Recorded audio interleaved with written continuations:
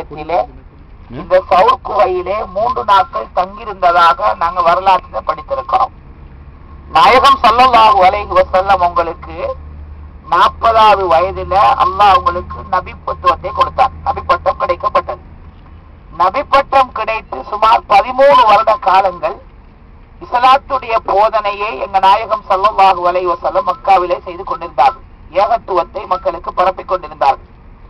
இதை பொறுக்க முடியாத காபிர்கள் எங்க நாயகம் ஸல்லல்லாஹு அலைஹி வஸல்லம் அவர்களை கொலை செய்து விடலாம், அவருடைய உயிரை பறித்து விடலாம் என்று முடிவு செய்தார்கள்.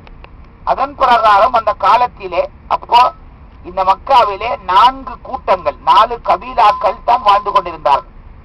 அந்த 4 கூட்டத்திலும் 2 வாலிபர்களை தேர்ந்தெடுத்து 8 வாலிபர்களை அந்த குறைஷி காபிர்கள் நாயகம் ஸல்லல்லாஹு அலைஹி வஸல்லம் வீட்டை சுற்றி வர முற்றுகையிட்டு காலை நேரத்திலே எங்க நாயகம் ஸல்லல்லாஹு அலைஹி வஸல்லம் அவர்கள் பள்ளிவாசலுக்கு வெளியாகி வந்தால் அப்பொழுது அவர்களை கொலை செய்து